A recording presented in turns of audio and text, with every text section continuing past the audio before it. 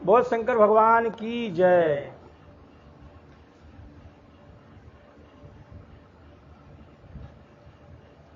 क्षण भंगुर जीवन की कलिका, कल प्रात को जान खिली न खिली।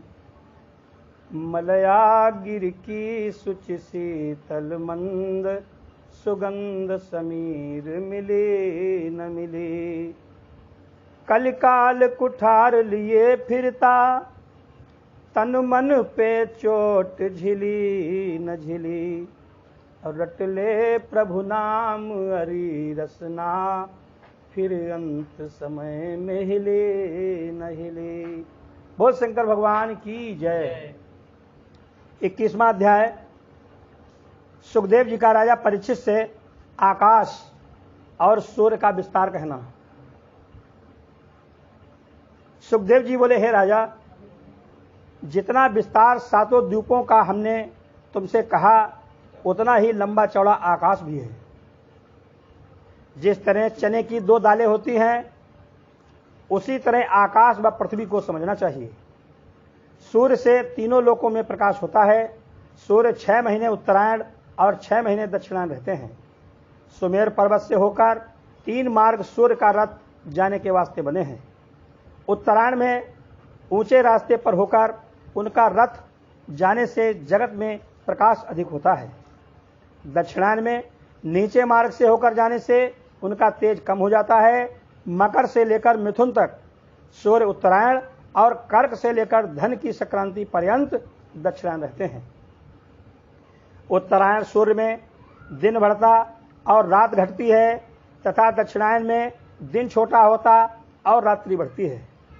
सूर्य एक राशि पर महीना भर रहते हैं और एक दिन रात में 9 करोड़ लाख योजन सूर्य का रथ सुमेर पर्वत के चारों दिशाओं में फिरता है।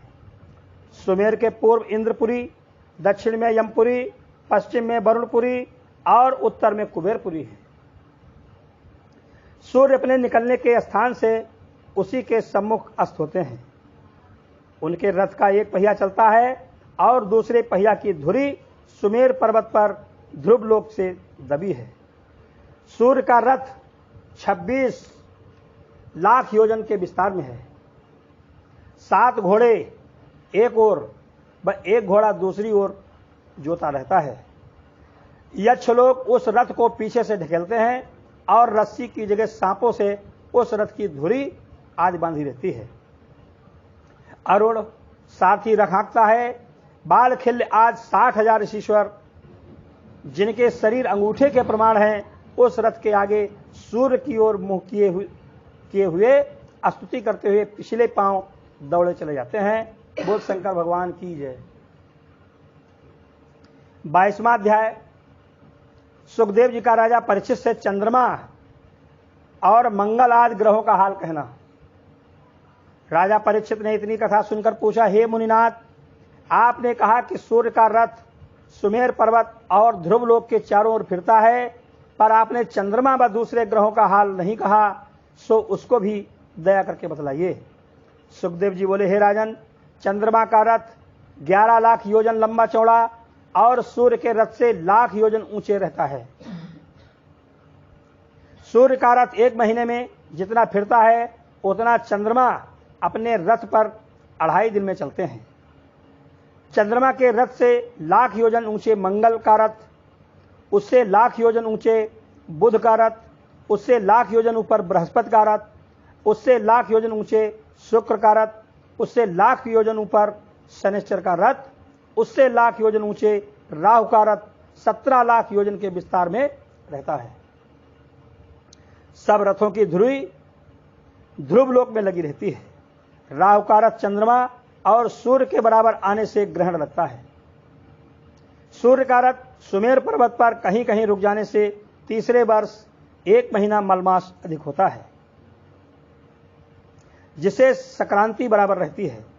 5 प्रकार के वर्ष होते हैं। एक संक्रांति की गिनती से सूर्य का वर्ष, दूसरा शुक्ल पक्ष की द्वितीया से चंद्रमा का वर्ष, तीसरा चैत शुक्ल प्रतिपदा से संवत का वर्ष, चौथा नक्षत्रों की गिनती से 5वां से पांचवा बृहस्पति की गति से दूसरी राशि पर बदल जाते हैं। समझना चाहिए, सूर्य क्षत्रियों के लिए, बृहस्पति व चंद्रमा ब्राह्मणों के लिए, मंगल वैश्यों के लिए, बुध शूद्रों के लिए और राहु मलेच्छों के लिए शुभकारक होते हैं। शुक्र जैसे स्थान पर पड़ते हैं वैसा फल चारों वर्णों को देते हैं। किसी वर्ण के साथ मित्रता व शत्रुता नहीं रखते। शनिश्चर व राहु के चारों वर्णों को दुख देते हैं। बोल शंकर भगवान की जय। सुखदेव जी का ध्रुव लोक की स्तुति परीक्षित से कहना। सुखदेव जी ने कहा, हे राजन, सुमेर पर्वत से 13 लाख योजन ऊंचा ध्रुव लोक है। वहां सदा ध्रुव जी सप्तऋषियों समेत सुख व आनंद से रहते हैं। वशिष्ठ, भृग, कश्यप, अंगिरा, अगस्त्य, अत्रि और पुलह ये 7 ऋषिश्वर तारा रूप से दिन रात ध्रुव जी की परिक्रमा लेकर इस तरह नहीं हिलते जिस तरह तेल निकालते समय बैल चारों ओर घूमता है और कोल्हू नहीं हिलता। ध्रुवलोक के नीचे काल चक्र फिरता है। अश्विनी आज 27 नक्षत्र ध्रुवलोक के आसपास बिना आश्रय हवा के सहारे पर इस तरह चलते हैं जिस तरह बादल आकाश में पवन के सहारे चलता है। 14 नक्षत्र दाहिने और 14 नक्षत्र उसके बाएं ओर रहते हैं। उसके घूमने के वक्त वो सब उसी आश्रय से घूमते हैं। उसकी पूंछ में प्रजापति, अग्नि, इंद्र और धर्म, पूंछ की जड़ में धाता विधाता, कमर में सप्तऋषीश्वर, ऊपर के ओंठ में अगस्त्य जी, नीचे के ओंठ में यमराज, राहु और मंगल, मूत्र स्थान में शनिश्चर, कांधे पर बृहस्पति, आंखों में सूर्य, हृदय में परमेश्वर, मन में चंद्रमा, नाभि में शुक्र और छाती में अश्विनी कुमार, श्वास में बुध, गले में राहु केत और सब तारागण बदन के रोम रोम में रहते हैं। वो ध्रुवलोक नारायण जी का स्वरूप है, इसलिए सब देवताओं और ब्रह्मांड को उसी रूप में समझना चाहिए। जो कोई प्रातः व संध्या काल में इस कथा को पढ़कर इस रूप को ध्यान करे उसके सब पाप छूट जाते हैं और अशुभ ग्रह का फल नहीं होता। बोल शंकर भगवान की जय। 24वां अध्याय 14 लोकों का वर्णन। सुखदेव जी बोले, हे परीक्षित, ऐसा भी किसी पुराण में लिखा है कि सूर्य से 10,000 योजन नीचे राहु का रथ चलता रहता है। जब उसके सम्मुख सूर्य और चंद्रमा का रथ आ जाता है तब ग्रहण लगते हैं, जिसकी कथा विस्तार पूर्वक 8वें स्कंद में आवेगी। पर सुदर्शन चक्र की रक्षा से राहु कुछ उनका नहीं कर सकता। उसके 12 योजन नीचे सिद्ध, चाणर व विद्याधर आदि देवताओं के रहने का स्थान है। उसके 12 लाख योजन नीचे यक्ष, राक्षस व पिशाच लोग रहते हैं। उनके 100 योजन नीचे पृथ्वी मृत्यु लोक की है। हंस, बाज व गिद्ध आज बड़े उड़ने वाले पक्षी 12 योजन से अधिक जाने की सामर्थ्य नहीं रखती। ऊपर के 7 लोक 7 खंड के घर के समान हैं और नीचे के 7 लोक भी उसी के तुल्य समझना चाहिए। नीचे के 7 लोकों के नाम अतल, वितल, सुतल, तरातल, महातल, रसातल और पाताल हैं।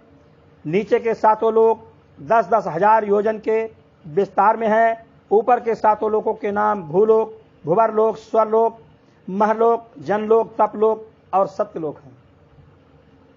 जितना सुख, भोजन, वस्त्र व भोगादिक का वहां रहता है उससे अधिक नीचे के लोकों में समझना चाहिए।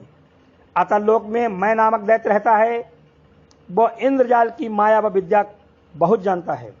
दैत्य लोग उस विद्या को जिसे उससे पढ़कर किसी को कुछ नहीं समझते, उस लोक के रहने वाले सब दैत्य व दानव अपनी अपनी स्त्रियों समेत अमृत पीकर आनंद पूर्वक भोग विलास करते हैं। अमृत पीने में उनको मरने व बूढ़े होने का डर नहीं रहता और अच्छी अच्छी औषध खाने से उनको कुछ रोग नहीं होता। उनकी आयु की कुछ अवध नहीं है। जब अधिक दैत्य उत्पन्न होने से वहां जगह नहीं रहती तब हरी इच्छा से सुदर्शन चक्र वहां जाकर कुछ दैत्यों को मार डालता है। उसके नीचे वितल लोक में मैं दानव का बेटा बलवान असुर, जिसने इंद्रजाल की 96 माया बनाई है, रहता है। भानुमति आदि उसी मंत्र को सीखने से एक साइट में फल समेत वृक्ष लगाकर दिखला देती हैं। ये सब इंद्रजाल की विद्या समझना चाहिए। बलवान असुरों के जमुहाई लेने के वक्त उनके मुख से अति सुंदरी पुष्छली स्त्रियां निकलकर तीनों लोकों में फिरती हैं और इच्छा पूर्वक एक पुरुष को उठाकर ले जाकर उसे औषध के कुंड में डाल देती हैं। जब वो कुंड में स्नान करने से रूपवान हो जाता है और उसे 10,000 हाथी का बल व कामदेव में बड़ी सामर्थ्य हो जाती है, तब वह पिछली अवस्था को भूलकर अपने को बड़ा बलवान ईश्वर के समान समझकर उन तीनों पुष्छलियों से भोग करता है। उसी वितल लोक में हाटकेश्वर महादेव रहते हैं, जिनका वीर अग्नि में मुंह से खाकर गुदा के रास्ते बाहर निकाल दिया था। उसी से बहुत अच्छा सोना उत्पन्न हुआ, जिस सुवर्ण के भूषण देवताओं की स्त्रियां पहनती हैं। मृत्युलोक का सोना उसकी बराबरी नहीं कर सकता। उसके नीचे तीसरे सुतल लोक में राजा बलि का राज्य करता है, जिस बलि को वामन भगवान ने इंद्र आदि देवताओं के कल्याण के वास्ते वहां भेज दिया था। सो वह अपने गुरु व परिवार समेत वहां रहकर 8 पहर परमेश्वर का दर्शन पाने से अपना जन्म सफल जानता है। राजा बलि ने शुक्राचार्य गुरु के वर्जने पर भी 3 पग पृथ्वी वामन भगवान को दान दिया। इसी कारण नारायण जी त्रिलोकीनाथ 8 पहर उसके द्वार पर गदा लिए बने रहते हैं। सुतल लोक में बैकुंठ के समान सुख रहता है। उसी 3 पग पृथ्वी दान के प्रताप से राजा बलि अगले मनवंतर में इंद्रपुरी का राज्य पावेगा। दान देना ऐसा अच्छा होता है। उसके नीचे चौथे तलातल लोक में त्रिपुरदानम महादेव जी का परम भक्त महाराज करता है। शिवजी की कृपा से उसको मरने का कुछ डर नहीं रहता। उसके नीचे 5वें महातल लोक में कद्रु, तक्षक व काली आदि बड़े बड़े सर्प अपने कुटुंब समेत, जिनके अनेक सिर व फन हैं, वहां का राज्य करते हैं। वे लोग गरुड़ जी से डरा करते हैं। उसके नीचे 6ठे रसातल लोक में विराट कुल दानव अपने परिवार समेत आनंद पूर्वक महाराज करता है।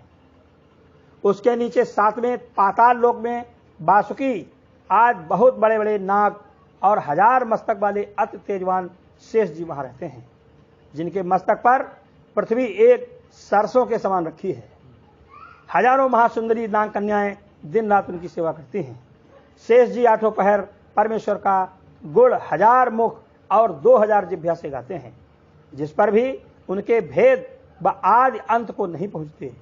शेष जी के अंग पर एक सैया अति सुंदर सांगोपांग रखी है। उस पर चतुर्भुजी रूप भगवान जगत को सुख देने वाले 30,000 योजन के शरीर से लक्ष्मी समेत शयन करते हैं। नीचे के 7 लोकों में सूर्य व चंद्रमा का प्रकाश नहीं जाता। वहां ऐसे मणि व रत्नादिक हैं, जिनके तेज से दिन रात उजियारा बना रहता है। वहां सुदर्शन चक्र की तड़प से स्त्रियों का गर्भपात हो जाता है। वहां के लोग देवताओं के समान सुख भोगने से बूढ़े व दुर्बल नहीं होते। बोल शंकर भगवान की जय। 25वां अध्याय शेषनाग की महिमा का वर्णन। सुखदेव मुनि ने कहा, शेषनाग जी भी 11 रुद्रों में संकर्षण नामक एक रुद्र हैं। महाप्रलय में उनके मुंह से अग्नि निकलकर तीनों लोकों को जला देती है। 14 भुवन उनके एक मस्तक पर रखे हैं। इतना बोझ उनको कुछ नहीं मालूम देता। देवताओं और नागों की हजारों कन्याएं नित्य आकर उनकी सेवा में बनी रहती हैं। इस पर भी शेष जी को कामदेव की चेष्टा नहीं होती। वो केवल संसार के कल्याण के वास्ते काम, क्रोध, मोह, लोभ व मन, इंद्रिय आदि को अपने अधीन रखकर उनके बस नहीं होते। बड़े बड़े योगी व मुनि उनके चरणों का ध्यान व स्मरण 8 पहर किया करते हैं। शेष जी दिन रात बैकुंठनाथ की कथा व कीर्तन कहने के सिवा दूसरा काम नहीं करती। जो कोई मुक्ति की चाहना रखता हो, वो शेष भगवान का ध्यान व स्मरण करके उनकी शरण में जावे, तो संसार में वांछित फल पाकर भवसागर पार उतर जावे। शेष जी से अधिक किसी दूसरे देवता की पूजा परमेश्वर के मिलने के वास्ते उत्तम नहीं होती। कहाँ तक उनकी महिमा तुमसे कहें, उसका कुछ अंत नहीं है। हे राजा, जहाँ तक इस जीव के रहने और जाने की गति है सो वर्णन किया। इसके सिवा और कहीं जीव नहीं जा सकता और न जन्म ले सकता है। बोल शंकर भगवान की जय। 26वां अध्याय, नरकों का नाम और उनका हाल वर्णन करना। राजा परीक्षित इतनी कथा सुनकर बोले, हे सुखदेव स्वामी, आपने कई जगह कहा है कि पाप करने वाले नरक में जाकर बड़ा दुख पाते हैं और शुभ कर्म करने वाला स्वर्ग आदि का सुख भोगता है, किंतु 14 लोगों की कथा कहने पर भी आपने किसी जगह नरक का वर्णन नहीं किया। इससे मुझे नरक का नाम केवल भय दिखाने के लिए मालूम होता है। मुझसे इतनी अवस्था में यही एक अपराध हुआ कि जो ब्राह्मण के गले में मरा हुआ सर्प डाल दिया। इस पाप के बदले मुझे नरक जाने का डर लगा है। सो नरक का कोई भिन्न लोक पृथ्वी व पानी पर होकर उसके नाम में कुछ भेद तो नहीं है, उसे वर्णन कीजिए। ये वचन सुनते ही सुखदेव जी हंसकर बोले कि हे राजा, तो नरक में जाने योग्य नहीं है, इसलिए वहां का हाल तुझसे नहीं बतलाया। अब कहते हैं सुनो। नरक सुमेर पर्वत से 99 योजन दक्षिण धरती के से नीचे पानी के ऊपर है। घृत पृष्ठ आज चारों वर्ण के दिव्य पितर उस नरक का दुख देखकर अपने परिवार वालों को मना करने के लिए उसके द्वार पर बने रहते हैं, जिसमें कोई हमारे परिवार का ऐसा कर्म न करे कि उसे नरक में आना पड़े। सूर्य के पुत्र यमराज यमपुरी के राजा हैं। ताम्रिश और रौरव आज 28 नरक हैं। उनके दक्षिण संयमनी नाम की एक पुरी भी नरक के समान है। सो धर्मराज, जिन्हें यमराज भी कहते हैं, मरने के उपरांत पापी को नरक में और धर्मात्मा को स्वर्ग में भेज देते हैं। जीव अपने कर्मानुसार वहां दुख व सुख भोग कर फिर संसार में जन्म पाता है। अति कष्ट पाने पर भी नरक में प्राण नहीं निकलते। जो पाप करने से जिस नरक में वे लोग जाते हैं उसका हाल सुनो। जो मनुष्य दूसरे का धन व स्त्री छल बल से ले लेता है, उसे यमदूत बांधकर मुदगरों से मारते हुए ताम्रिश नामक महाअंधकार नरक में ले जाकर डाल देते हैं। वहां उसे कुछ भोजन व पानी नहीं मिलता। जो कोई किसी स्त्री के पति या रक्षक को किसी बहाने से बाहर भेजकर उसके साथ भोग करता है, उसकी आंखें फूट जाती हैं और मरने के उपरांत उसको यमदूत मुदगरों से मारते हुए ले जाकर उसके अंग अंग काटकर अंध ताम्रिश नरक में डाल देते हैं। जो मनुष्य अधर्म की कमाई से अपने परिवार का पालन करके अभिमान से कहता है कि मैं इनको भोजन देता हूं, उसको यमदूत रौरव नरक में डालकर सांपों से कटवाते हैं। जो कोई किसी मनुष्य व पशु पक्षी को अपने भोजन के वास्ते या शत्रुता से मारता है, यमदूत उसको महारौरव नरक में डाल देते हैं। तब वह बड़े बड़े सर्पों के काटने से महादुख पाता है।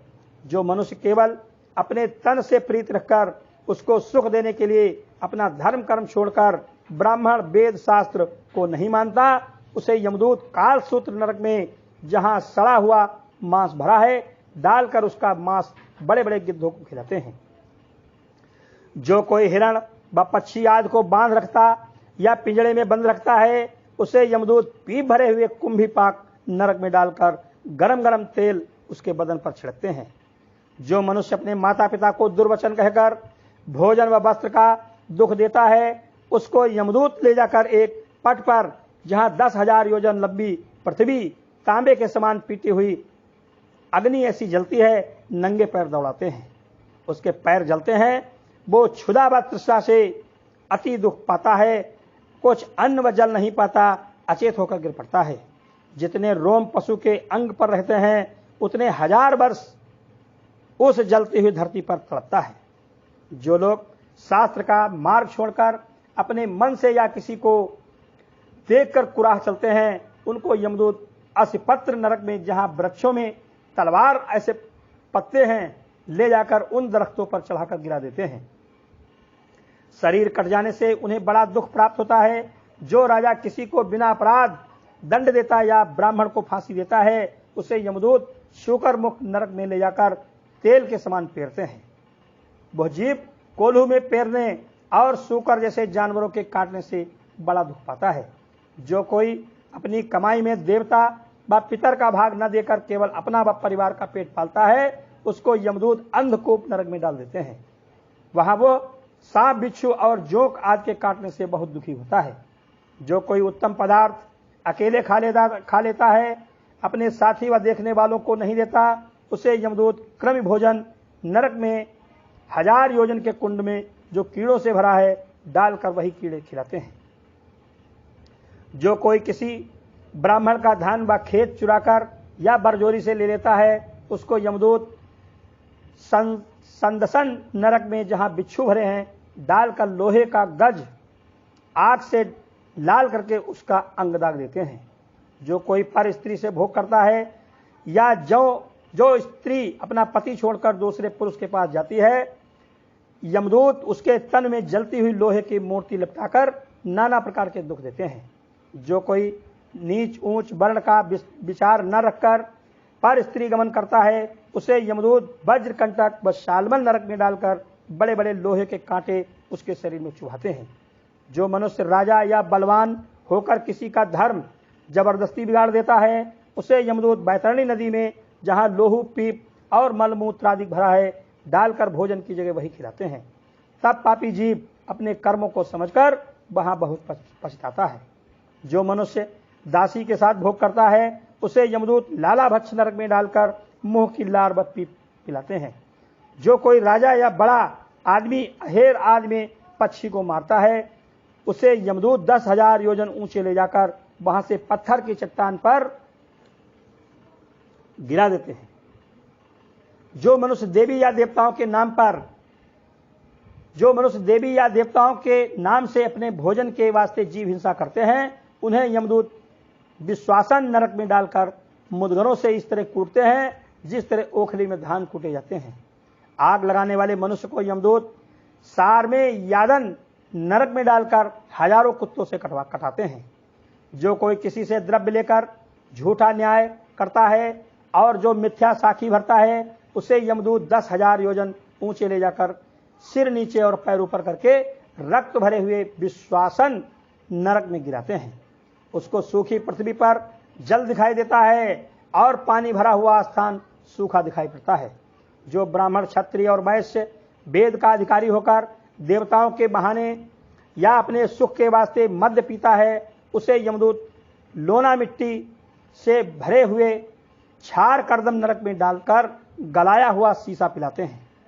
जो ब्राह्मण क्षत्रिय और वैश्य जिन जीवों का मांस खाते हैं, वे जीव गिद्ध रूप होकर उनका मांस खाते हैं।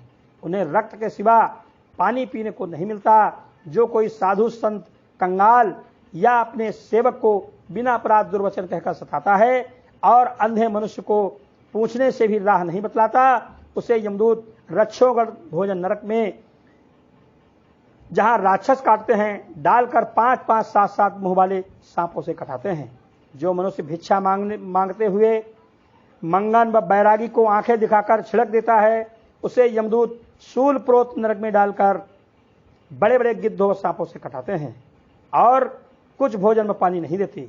इतनी कथा सुनाकर सुखदेव जी ने कहा, हे राजन, जो मनुष्य वेद व शास्त्र से विमुख होकर थोड़ा या बहुत को कर्म करता है और परमेश्वर की कथा व स्मरण से प्रीत नहीं रखता, वो अवश्य नरक में जाकर अपने कर्मानुसार दुख पाता है।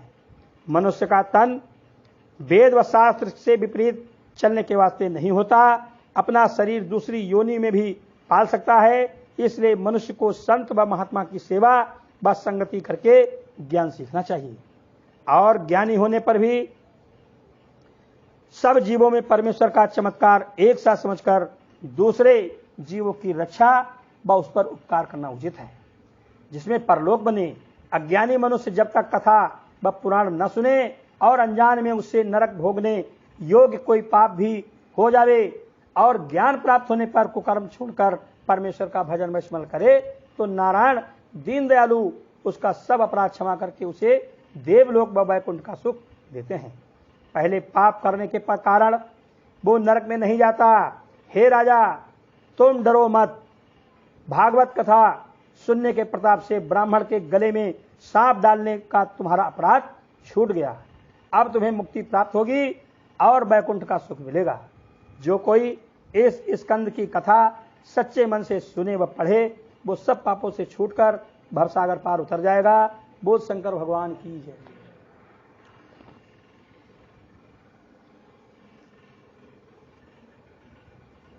आहा, छठा स्कंद अधर्मी अजामिल ब्राह्मण का मुक्त होना, देवताओं व दैत्यों की उत्पत्ति। लिखो बड़ाई नाम की जाको पार न पार, जिह सुमिरे से होत है कोटिन जीव निस्तार। पहला अध्याय अजामिल ब्राह्मण की कथा।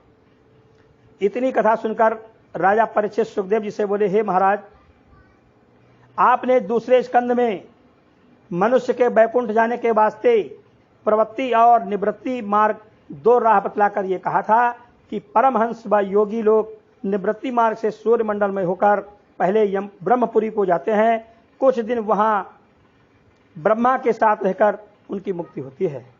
और जो जीव माया के गुणों से बारंबार जन्म मरण को प्राप्त होते हैं, वे प्रवृत्ति मार्ग से पहले चंद्र मंडल में जाकर अपने कर्मानुसार स्वर्गाधिक का सुख भोग कर फिर संसार में जन्म लेते हैं। आपने विस्तार पूर्वक 14 लोगों की कथा, स्वर्ग व नरक, धर्म व अधर्म करने वालों की गति, जो पाप के बदले नरक का दुख और पुण्य के प्रताप से स्वर्ग का सुख भोगते हैं, सुनाया। और राजा स्वयंभव मनु, प्रियव्रत, उत्तानपाद, देवहूति, ध्रुव आदि और उनकी संतान का सब वृत्तांत तथा 7 द्वीपों, 9 खंडों, 7 समुद्रों का हाल, पृथ्वी का विस्तार, भूमंडल आदि का वर्णन किया। अब मैं ऐसा धर्म सुनना चाहता हूं जिस धर्म के करने से पापी व अधर्मी लोग भी पवित्र होकर स्वर्ग का सुख पावे, सो आप दया करके बतलाइए, जिसमें कोई मनुष्य नरक में न जावे। ये वचन को सुनकर सुखदेव जी बोले, हे राजा, जो लोग मनसा वाचा कर्मणा से जानबूझकर पाप करेंगे, उन्हें उस अधर्म के बदले नरक अवश्य भोगना पड़ेगा। इस वास्ते मनुष्य को चाहिए कि मनुष्य तन पाकर हर सायद अपनी मुक्ति का उपाय करता रहे। जो कोई इस तन में इसका सोच नहीं करता, वो अपना जन्म अकारत खोकर पीछे बहुत पछताता है। मनुष्य से कोई पाप छोटा या बड़ा किसी प्रकार का हो तो उसका प्रायश्चित थोड़ा या बहुत शास्त्रानुसार कर डाले। जिस तरह रोग बिना औषध खाए नहीं जाता, उसी तरह पाप भी बिना प्रायश्चित किए नहीं छूटता। ये बात सुनकर परीक्षित ने विनय किया, महाराज, जानबूझकर पाप करने वाला जो एक बेर प्रायश्चित करने से शुद्ध होकर फिर अधर्म करेगा, तो उसका उद्धार प्रायश्चित करने से किस तरह हो सकता है। ये वचन सुनकर सुखदेव जी बोले, हे राजा, पाप व पुण्य दोनों एक एक कर्म है। शुभ कर्म करने से पाप छूटता है, पर फिर अधर्म ना करे। जिस तरह रोग छूटने के वास्ते औषध खाकर संयम नहीं करता या थोड़े दिन बराबर संयम करके फिर खट्टा मीठा खाने लगता है, तो उसका रोग और अधिक बढ़ जाता है। जिस तरह हाथी नहाने के उपरांत फिर धूल उठाकर अपने मस्तक पर डाल लेवे, तो उसके स्नान करने के क्या गुण होगा। जैसा उद्धार ज्ञान प्राप्त होने से होता है, वैसा शुभ कर्म करने से जल्दी पाप नहीं छूटता, पर संयम करने वाले का रोग नहीं बढ़ता। इसलिए शुभ कर्म करना उत्तम है। कुछ दिन बीते उसका कल्याण हो जाता है। इसके सिवा पापों का नाश करने के वास्ते ब्रह्मचर्य व व्रत रखकर सुधर्म व तप करना, इंद्रियों को अपने वश में रखना, मन को संसारी माया से विरक्त रखकर सच बोलना, मनसा वाचा कर्मणा, किसी का बुरा न चाहना, पर उपकार करना और किसी जीव को दुख न देना चाहिए, ये सब उपाय करने से भी पाप कट जाते हैं। पर जैसा परमेश्वर के चरणों में भक्ति व प्रीति रखने, उनका नाम जपने और कीर्तन सुनने से अनेक जन्म के पाप छूटकर मनुष्य तुरंत मुक्ति पाता है, वैसा तप आदि करने से शुद्ध नहीं होता। जिस तरह प्रातःकाल कोहरा का अंधेरा सूर्य देवता के प्रकाश से नष्ट हो जाता है, उसी तरह वासुदेव श्री कृष्ण जी का नाम लेने से अनेक जन्म के बड़े बड़े पाप न मालूम कहाँ भाग जाते हैं। जैसे पृथ्वी पर वृक्ष और फल आज उपजते हैं, वैसे ही मनुष्य परमेश्वर का भजन व भक्ति करने से मन वांछित फल पाता है। इसलिए मनुष्य को संसार में परमेश्वर की प्रीति उत्पन्न होने के वास्ते साधु व महात्मा का सत्संग व सेवा करने के सिवा दूसरा मार्ग अच्छा नहीं होता। उनकी संगति व टहल करने से बहुत शीघ्र मनुष्य का मन संसार से विरक्त होकर मुक्ति पाता है। जो लोग परमेश्वर से विमुख हैं वो प्रायश्चित करने से भी किसी तरह शुद्ध नहीं होते। जिस तरह मदिरा का घड़ा गंगा जल के धोने से पवित्र नहीं हो सकता, जिसने एक बार भी अपना चित्त श्री कृष्ण जी के चरणों में लगाया वो सपने में भी यमराज व यमदूतों को नहीं देखता, वो सब प्रायश्चित कर चुका। सो हम एक कथा नारायण के नाम का महात्म्य जिसमें विष्णु भगवान यमदूतों का संवाद है कहते हैं, सुनो। पिछले युग में अजामिल नाम का एक ब्राह्मण कन्नौज में रहता था। उसने एक दासी से प्रीत की थी। चोरी, ठगी और जुआ उसका उद्यम था। उस दासी से उसके 10 बेटे उत्पन्न हुए। उसने अपने छोटे पुत्र का नाम नारायण रखा। उस पुत्र से उसको बड़ा प्रेम था, इसलिए खाते पीते उठते बैठते चलते फिरते उसकी याद मन में रखता था।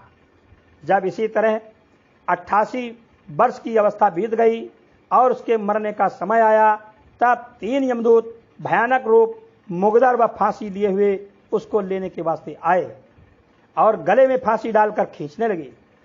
तब अजामिल ने उनका भयानक रूप देखते ही घबराकर जैसे नारायण नामक अपने पुत्र को चिल्लाकर पुकारा, वैसे ही अंत समय नारायण नाम लेने के प्रताप से विष्णु भगवान की आज्ञा अनुसार 4 दूत श्याम रंग चतुर्भुज शंख चक्र गदा पद धारण किए बड़े तेजमान सुवर्ण की छड़ी लिए हुए उनके पास पहुंचकर यमदूतों से बोले, तुम हमारे सामने इसको दुख देकर धर्मराज के यहां नहीं ले जा सकते। ये बात सुनते ही यमदूतों ने कहा, सुनो मित्र, इस ब्राह्मण ने बहुत पाप किए हैं, पापों का दंड धर्मराज सदा देते हैं, इसलिए हम उनकी आज्ञा अनुसार इसे नरक में ले जाएंगे। तुम्हें नारायण जी के दूत होकर ऐसे अधर्मी के पास आना और हमको ले जाने से मना करना उचित नहीं है। ये वचन सुनकर विष्णु के दूत बोले, तुम लोग धर्मराज के दूत होने पर भी ये नहीं जानते कि किस मनुष्य को सुख देना चाहिए और कौन मनुष्य दुख देने योग्य है। इसलिए धर्म व अधर्म का रूप हमें बतलाओ, किस पाप करने वाले को दंड देना चाहिए और कौन सा कर्म करने से मनुष्य सुख देने योग्य होता है।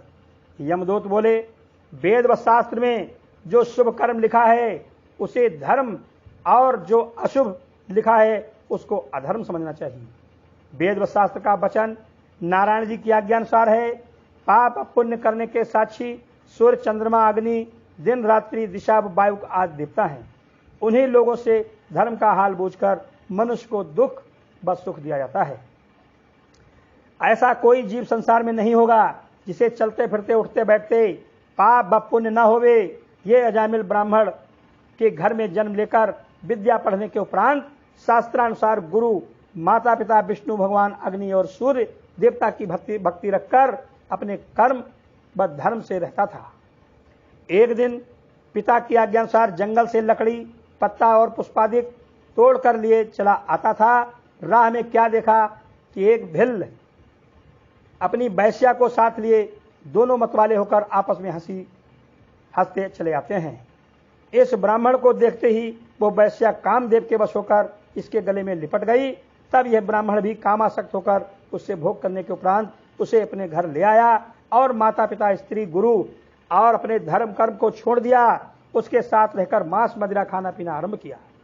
थोड़े दिनों में अपने पिता का सब धन फूंक कर फिर चोरी, ठगी और जुआ का उद्यम करके अपना कुटुंब पालने लगा।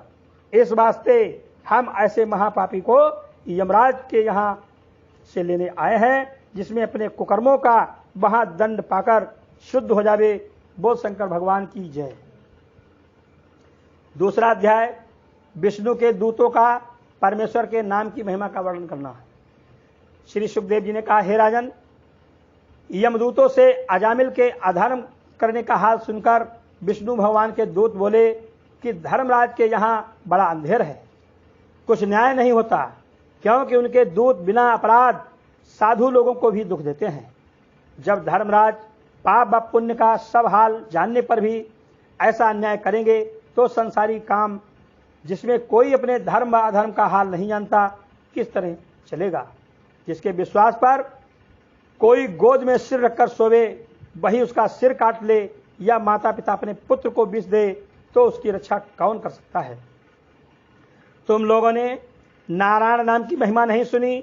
जो मनुष्य जानकर या धोखे से, भय से या हंसी से भी परमेश्वर का नाम लेता है उसके सब बड़े बड़े पाप, सोना चुराने, गौ ब्राह्मण, तपस्वी व माता पिता को मार डालने, गुरु की स्त्री से भोग करने, मदिरा पीने, गुरु को दुर्वचन कहने के भी अंत समय में परमेश्वर का नाम लेने से छूट जाते हैं। इस ब्राह्मण ने मरते समय नारायण का नाम अपने मुख से निकाला, उसी के प्रताप से अनेक जन्म का पाप छूटकर वो ब्राह्मण बैकुंठ जाने योग्य हुआ।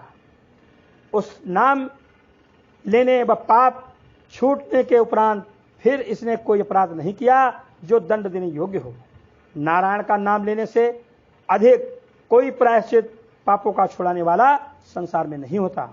कदाचित किसी यज्ञ व तप व होम आदि में भूल हो जावे तो राम व कृष्ण का नाम लेने से वो शुद्ध हो जाता है। कोई तीर्थ, व्रत, नियम, तप, जप, यज्ञ, होम, दान और धर्म राम नाम लेने के तुल्य नहीं हो सकता। जो मनुष्य नारायण का नाम 4 अक्षर मुख से निकालता है उसको परमेश्वर अर्थ, धर्म, काम, मोक्ष चारों पदार्थ देते हैं।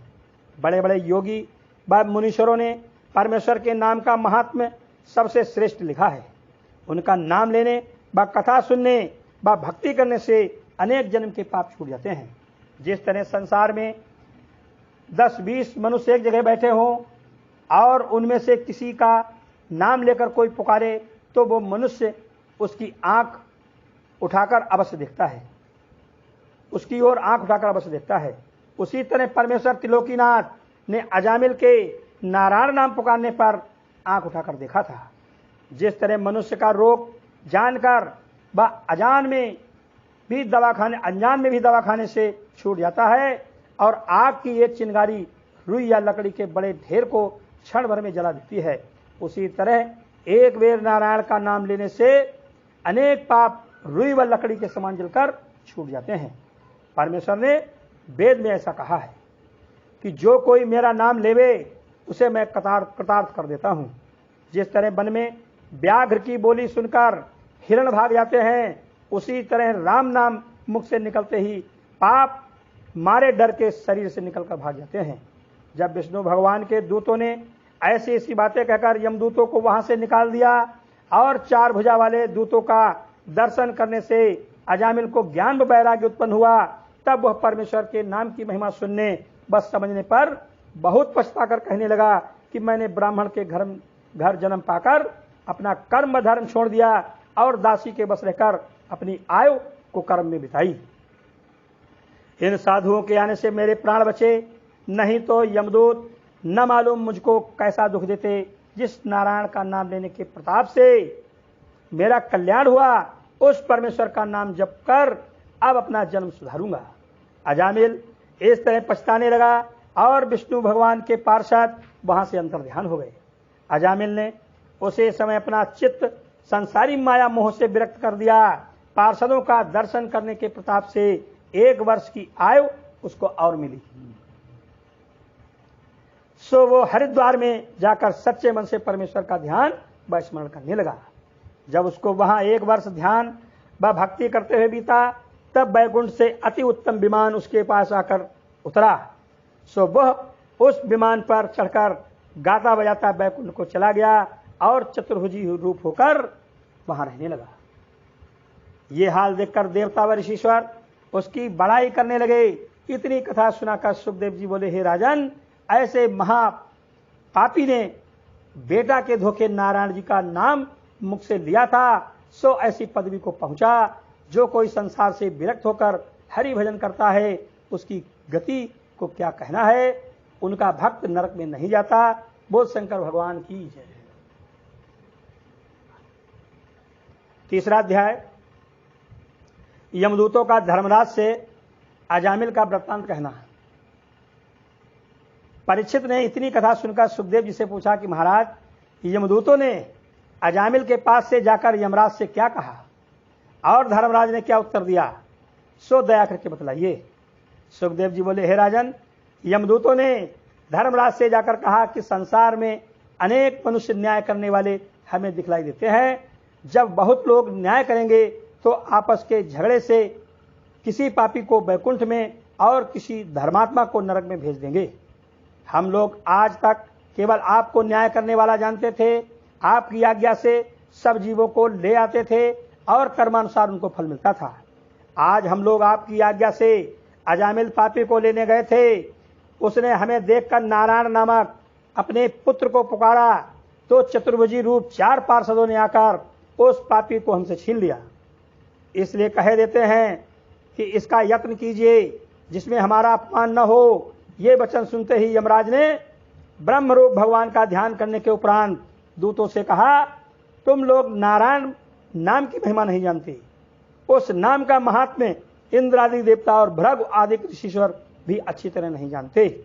हम ब्रह्मा, राजा जनक, मनु, भीष्म पितामह प्रहलाद, राजा बलि, सुखदेव, नारद, महादेव, कपिल देव जी और चारों भाई सनकादिक उस नाम के महात्म्य को अच्छी तरह जानते हैं। देखो, नाम का बहु प्रताप है कि अजामिल ऐसा महापापी अपने बेटे के धोखे से नारायण का नाम लेकर तुम्हारी फांसी से छूट गया। हम ब्रह्मा, महादेव और इंद्रादि सब देवता परमेश्वर की सेवा में रहते हैं। उनकी आज्ञा अनुसार सब काम करते हैं। भगवान की इच्छा से तीनों लोकों की उत्पत्ति, पालन, विनाश एक क्षण में होता है। उनकी माया में सारा जगत बंधा रहता है। उनके दूत सब जगह रहते और भक्तों की रक्षा करते हैं, पर किसी देवता व मनुष्य को दिखलाई नहीं देते। उन्हीं दूतों ने अजामिल को तुमसे छुड़ा दिया। तुम इस बात में कुछ खेद न मानकर अपना बड़ा भाग्य समझो जो उनका दर्शन तुमने पाया। उनके दर्शन देवता व ऋषिश्वरों को जल्दी नहीं मिलते। यमदूतों ने नारायण जी के नाम का ये महात्म्य सुनकर धर्मराज से विनय किया कि जब परमेश्वर का नाम लेने से ऐसा फल होता है तो वेद शास्त्र में पाप छुड़ाने के वास्ते आज कठिन कठिन प्रायश्चित क्यों लिखे हैं। धर्मराज बोले, जो मनुष्य नाम की महिमा नहीं जानता उसके वास्ते सब तप व यज्ञ आदि लिखे हैं, जिनमें उसका मन परमेश्वर की भक्ति व पूजा में लगे। नारायण का नाम लेने से उत्तम दूसरा कोई कर्म नहीं है। यज्ञ व तप आदि करने से एक पाप छूटता है, किंतु परमेश्वर का नाम लेने से अनेक प्रकार के पाप नष्ट होते हैं। भगवान ने कलयुग वासियों को केवल भय दिखलाने के वास्ते यज्ञ व तप आदि कठिन कठिन प्रायश्चित बना दिए हैं, जिसमें संसारी जीव उस डर से अधर्म न करे। नहीं तो मनुष्य निर्भय होकर ऐसा विचरता कि पहले संसारी सुख भोगने के वास्ते पाप कर लें, पीछे से परमेश्वर का नाम लेकर शुद्ध हो जाएंगे। ये वचन सुनकर यमदूत बोले कि महाराज, ऐसा है तो आप हमको क्यों भेजते हैं। तब धर्मराज ने कहा कि हम उस मनुष्य को लेने के वास्ते तुमको आज्ञा देते हैं जिसने जन्म भर परमेश्वर का नाम न लिया हो,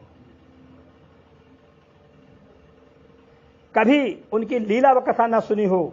उसे महापापी समझना चाहिए। जो नारायण जी की शरण में जाता है उससे पाप नहीं होता।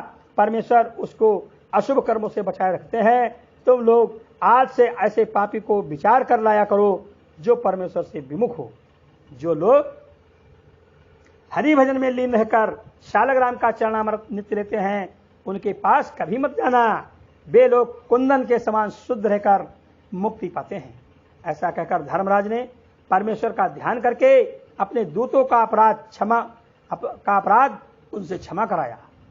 यमदूतों ने ये बात सुनते ही भय मानकर आपस में ऐसी सम्मति किया कि आज से कभी उस मनुष्य के पास जो हरि चर्चा रखता है जाना ना चाहिए।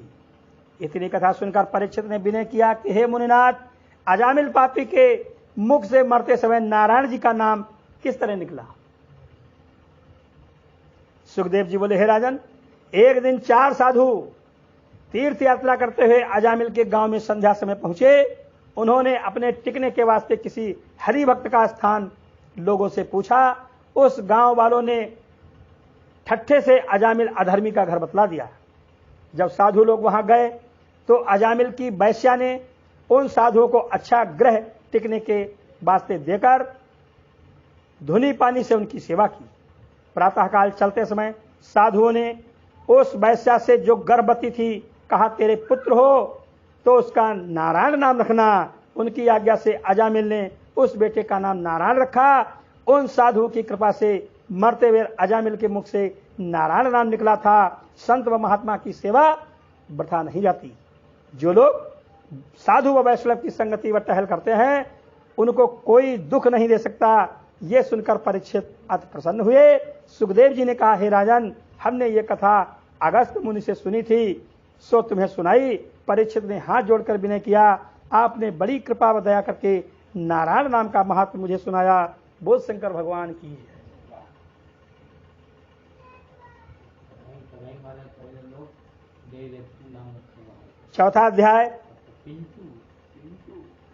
चौथा अध्याय दक्ष का प्रचेतों के यहां उत्पन्न होना।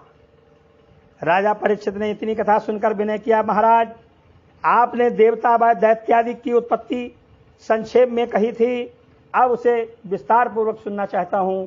ये सुनकर सुखदेव जी बोले, हे राजन, प्राचीन वहिर्ष के प्रचेता नामक 10 पुत्र समुद्र के किनारे जाकर महादेव जी के ज्ञानोपदेश से परमेश्वर का तप ध्यान करने लगे। उनके जाने के उपरांत नारद मुनि की आज्ञा अनुसार प्राचीन महेश राजगद्दी को सूनी छोड़कर वन में हरि भजन करने चला गया। उसका बहुत सा देश दूसरे राजाओं ने दबा लिया और अनेक नगर व गांव उजड़कर जंगल हो गए। जब प्रचेतों को हरि भजन के प्रताप से परमेश्वर का दर्शन मिल चुका, तब एक दिन नारद जी ने रमते हुए जाकर उनके राज्य का सवाल उनसे कह दिया। ये बात सुनते ही क्रोध से अग्नि के समान ऐसी सांस उनकी नाक से निकली कि जिसकी ज्वाला से वन जलने लगा। ये दशा देखते ही चंद्रमा ने निम्न लोचा नाम की जो कन्या को, जो विश्वामित्र और मेनका अप्सरा के संयोग से हुई थी, लाकर प्रचेतों से उसका विवाह कर दिया। जैसे प्रचेतों ने आंख उठाकर उस कन्या को देखा, वैसे ही हरि इच्छा से उसके गर्भ रह गया और 10वें महीने में दक्ष नाम का पुत्र उत्पन्न हुआ।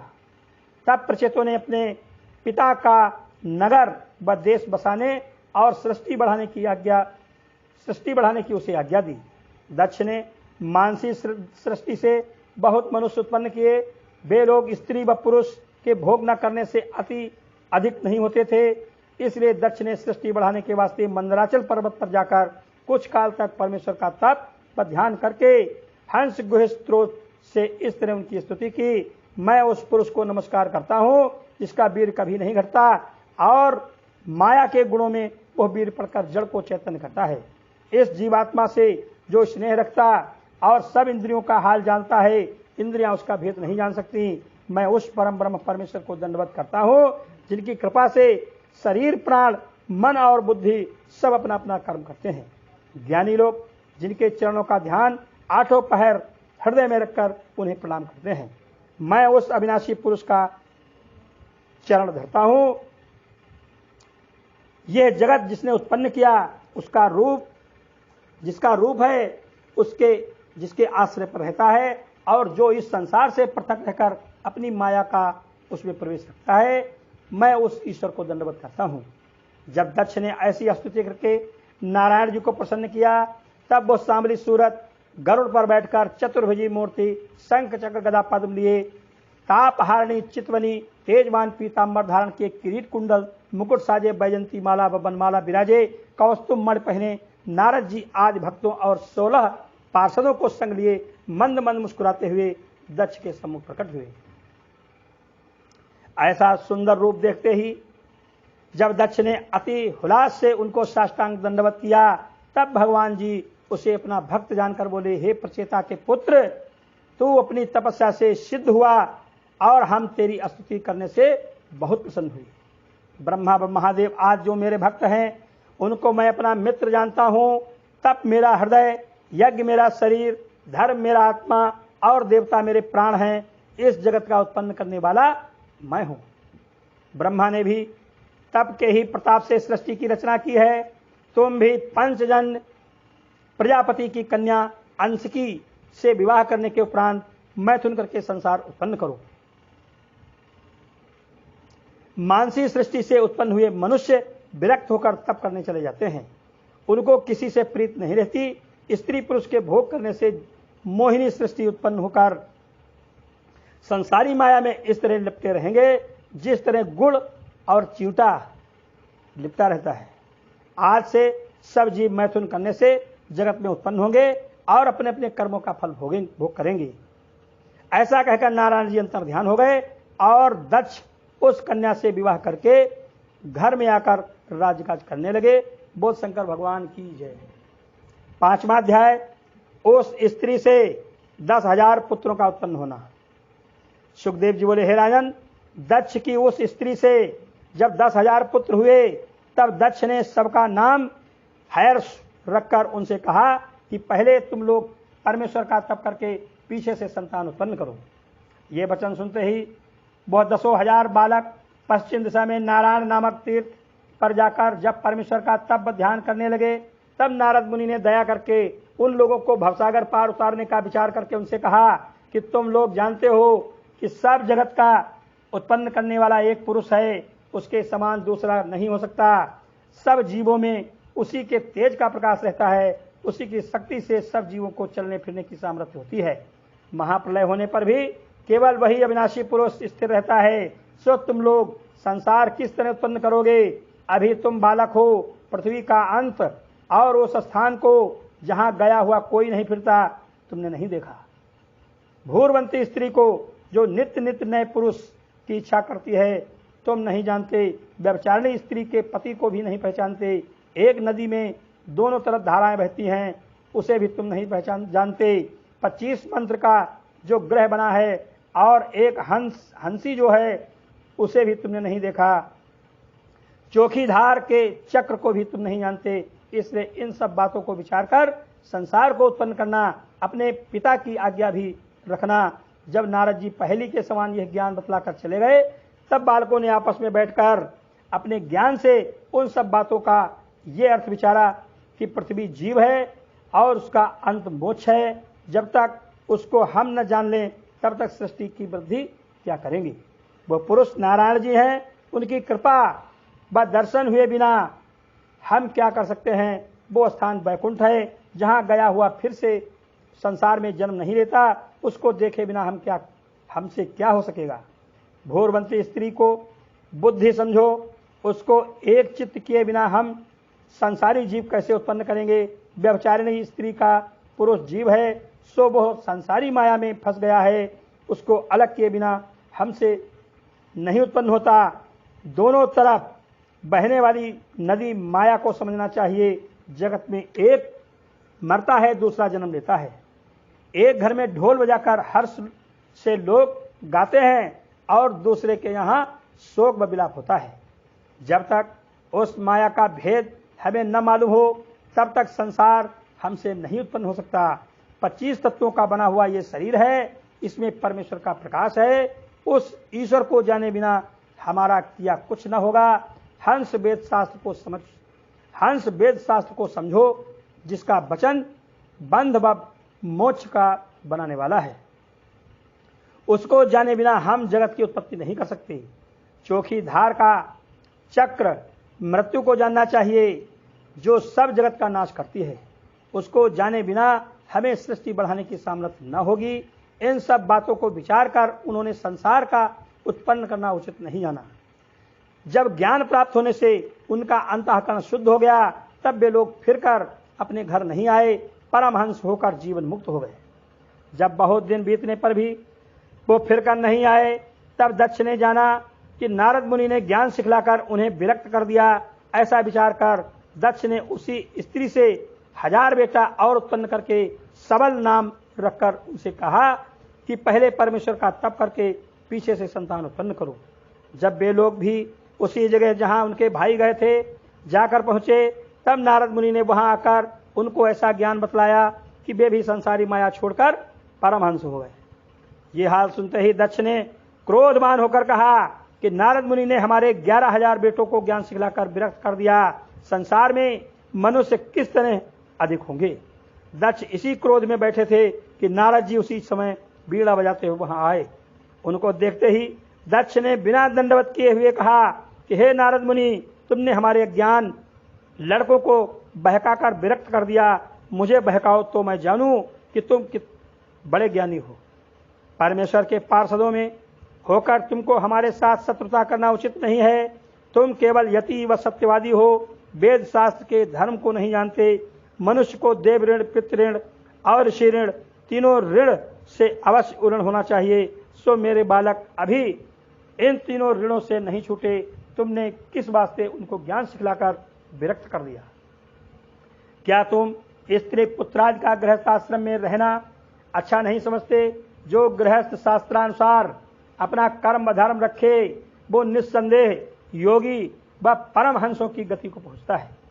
तुमने वेद शास्त्र का धर्म निषिद्ध जाना, इसलिए मैं परमेश्वर से चाहता हूं कि तुम 2 घड़ी से अधिक एक जगह न रहो। कदाचित ठहरो तो तुम्हारा सिर दुखे।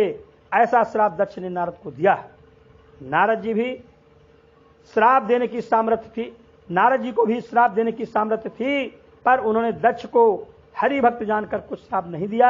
आनंद पूर्वक वहां से चले गए। तब दक्ष ने ब्रह्मा से जाकर कहा कि तुम्हारा पुत्र नारद मुनि हमारे बेटों को ज्ञान सिखलाकर विरक्त कर देता है। संसारी सृष्टि किस तरह बढ़ेगी? ये सुनकर ब्रह्मा जी बोले कि तुम कन्या उत्पन्न करो। उन्हें घर में रहने से नारद ज्ञान उपदेश नहीं कर सकेंगे। स्त्रियों को जल्दी ज्ञान प्राप्त नहीं होता। वे अपने अर्थ को अच्छा जानती हैं, उनसे संसारी जीव अधिक होंगे। वो शंकर भगवान की जय। 6ठा अध्याय, दक्ष का उस स्त्री से 60 कन्या उत्पन्न करना। सुखदेव जी बोले, हे राजन, फिर दक्ष ने ब्रह्मा जी की आज्ञा अनुसार उसी असिक्ति नाम की स्त्री से 60 कन्या उत्पन्न की। उनमें से 10 कन्याएं धर्म को, 27 चंद्रमा को, 17 कश्यप को, 2 भूतों को, 2 अंगिरा ऋषिश्वर को, 2 कुशाश्व प्रजापति को विवाह दिया। उन्हीं कन्याओं से बहुत जीव, देवता, मनुष्य, दैत्य, दानव, पशु, पक्षी उत्पन्न हुए। हम उन सब कन्याओं और उनकी संतानों के नाम संक्षेप से कहते हैं, सुनो। धर्म की 10 स्त्रियों के नाम भानु, लंबा, कक्कव, जामी, विश्वा, साध्या, मृत्युवती, बसु, मुहूर्ता और संकल्पा था। भानु का बेटा ऋषभ, उनसे इंद्रसेन, लंबा का पुत्र विद्युत, उनसे मेघ, कक्कव का बेटा संकट, उससे विकट और किरीट से किरे के देवता उत्पन्न हुए। जामी का पुत्र स्वर्ग, उनसे नंदब जन्मा, विश्वा के बेटा विश्वदेवा, संध्या के पुत्र साध्य गण और उनसे अर्थ सिद्ध हुआ। मृत्युवती के बेटे इंद्र और उपेंद्र हुए। बस के अष्टवसु देवता जन्मे, मुहूर्ता से मुहूर्तों के देवता, संकल्पा का पुत्र संकल्प, उससे काम नाम का बेटा हुआ। स्वरूपा नाम भूत की एक स्त्री से गरुड़ और रुद्र उत्पन्न हुए। उसमें 11 रुद्र मनुष्य मुख्य हैं। श्वेत, अज, भव, भीम, बाम, उग्र, बशाकप, ऐजकपाद, अहिर्बुधुन्य, बहुरूप और महान। अंगिरा की सुधा नाम की स्त्री से पितर लोग उत्पन्न हुए। कृशास प्रजापति की अरुच नाम की स्त्री से धूमकेश उत्पन्न हुआ, पुत्र हुआ। चंद्रमा की स्त्रियों के नाम अश्विनी, भरणी, कृतिका, रोहिणी, मृगशिरा, आद्रा, पुनर्वश, पुष्य, अश्लेखा, मघा, पूर्व फागुनी, उत्तरा फागुनी, हस्त, चित्रा, स्वाति, विशाखा, अनुराधा, ज्येष्ठा, मूल, पूर्वाषाढ़, उत्तराषाढ़, श्रवण, धनिष्ठा, शतमिश, पूर्वा, भाद्रपद, उत्तरा भाद्रपद, रेवती। ये 27 नक्षत्र हैं। दक्ष के श्राप से चंद्रमा के क्षय का रोग हो गया था, इसलिए उनसे संतान नहीं हुई। इतनी कथा सुनकर परीक्षित ने पूछा कि दक्ष ने अपने दामाद चंद्रमा को किस वास्ते श्राप देकर अपनी बेटियों के वंश की हानि की, सो कहिए। सुखदेव जी बोले, एक समय कृतिका ने अपने पिता से जाकर कहा कि चंद्रमा मुझे नहीं चाहते, मेरी बहन रोहिणी से बहुत प्रीत रखते। ये बात सुनते ही दक्ष ने चंद्रमा को श्राप दिया कि तुझे क्षय का रोग हो जावे। उसी कारण चंद्रमा 1000 वर्ष तक समुद्र में पड़े रहे। जब चंद्रमा ने दक्ष की बहुत स्तुति की, तब दक्ष ने प्रसन्न होकर आशीर्वाद दिया कि तेरा यह रोग छूटकर 15 रोज तेरी कला घटे और 15 रोज बढ़े। इसी कारण चंद्रमा की कला घटती बढ़ती है। कश्यप की विनिता स्त्री से गरुड़ और अरुण, कद्रु से सर्पाधिक, पतकी से पक्षी आज, यामिनी से टिड्डी आज, नेमी से जलचर, शर्मा से कुत्ते आज, 5 नख के जीव, ताम्रा से ग्रभबाज आज, क्रोधवशा से बिच्छू आज, मणि से अप्सरा, इला से वृक्षाधिक, मूर्छा से राक्षस आज, अरिष्टा से गंधर्व आज, काष्ठा से घोड़े आज, सब खुर वाले पशु, धनु से दानव आज, दित से हिरण्याकश्यप और हिरणाक्ष दैत्य, आदित्य से सूर्य व त्वष्टादिक देवता उत्पन्न हुए। इन 17 स्त्रियों के सिवा उनके 2 स्त्रियां पुलोमा व कलिका नाम की और थी। पुलोमा से पुलोमाद और राक्षस, कलिका से काले काले दैत्यों ने जन्म ले पाया।